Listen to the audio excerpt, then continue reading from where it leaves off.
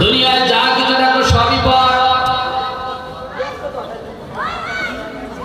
সম্পদ পর, স্ত্রী পর, মা পর, বাবা পর, সন্তান সবই পর। একমাত্র আপন হলো আমার মাওলা। আমার মাওলা ছাড়া দুনিয়ায় কেউ আপন না রে গোলাম।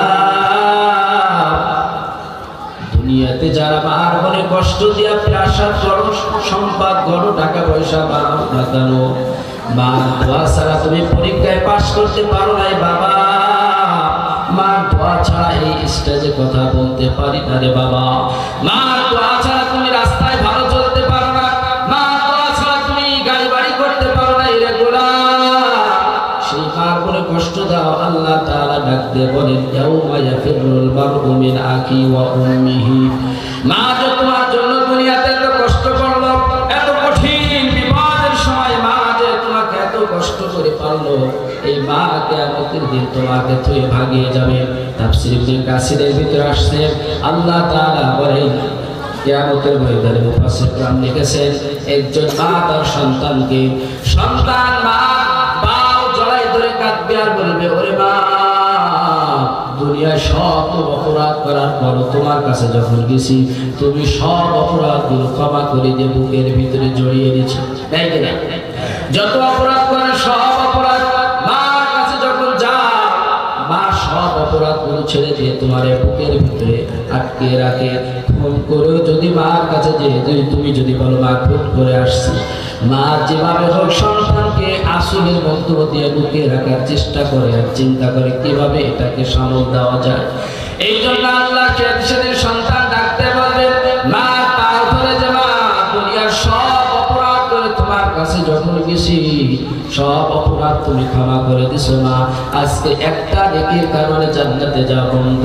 ও মা, একটা নেকি যদি দাও জান্নাতে যেতে পারবো না, জান্নাতে যেতে পারবো না।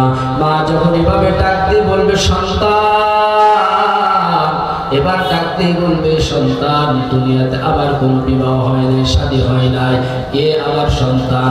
তাফসীর ইবনে কাসিরের ভিতরে আসছে, সন্তান মার পাও জড়ায় ধরে 500 বছর কাঁদবে। কত বছর? একটা নেকি যাবে শুধু 500 বছর কাঁদতে থাকবে। 500 বছর পরে সন্তানের রেজাল্ট আসবে কি কিতাবের মধ্যে আসছে, মা সন্তানের বুক পেটে লাথি মেরে দিয়ে বলবে, দুনিয়াতে কোন সন্তান ছিল না, বিবাহ তো দূরের কথা, সন্তান পাবো কোথায়?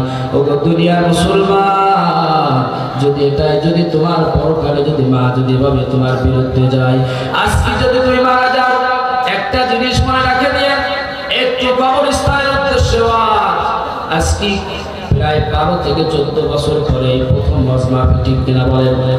আমার ভাইরা, এখানে বিএনপির লোক থাকতে পারেন, আওয়ামী লীগের লোক থাকতে পারেন, জামাতের লোক থাকতে পারেন, সবাই তো আমরা আল্লাহর গোলাম, ঠিক কিনা?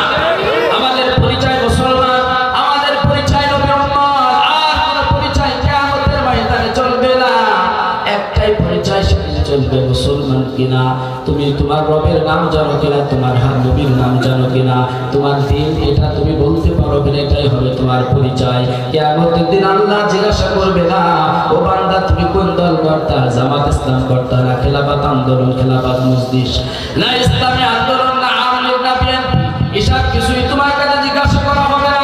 একটাই প্রশ্ন করা হবে যে তুমি কিয়ামতের দিন আল্লাহ প্রশ্ন করবেন, বান্দা তুমি দুনিয়াতে তোমার মাল সম্পদ কোন কাজে ব্যয় করেছো, তোমার হায়াত কোন কাজে ব্যয় করেছো, সময় কোন কাজে ব্যয় করেছো।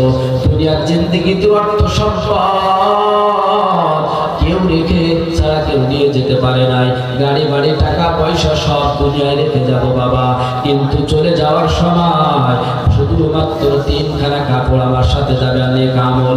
রিক্সা চালা হোক এবং গাড়িওয়ালা হোক, ঠেলা মজুরিওয়ালা হোক, একজন এমপি হোক, মন্ত্রী হোক, কারোর জন্য 3খানার উপরে কোনো কাপড় দেওয়া হবে না পুরুষের, মা বোনদের জন্য 5খানা।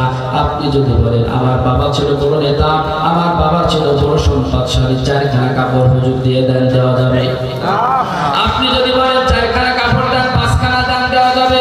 হুজুর বলবেন না, না, টাকা পয়সা থাকতে পারে, গাড়ি বাড়ি থাকতে থাকতে পারে, এখানে কোনো মাতবাড়ি চলবে না।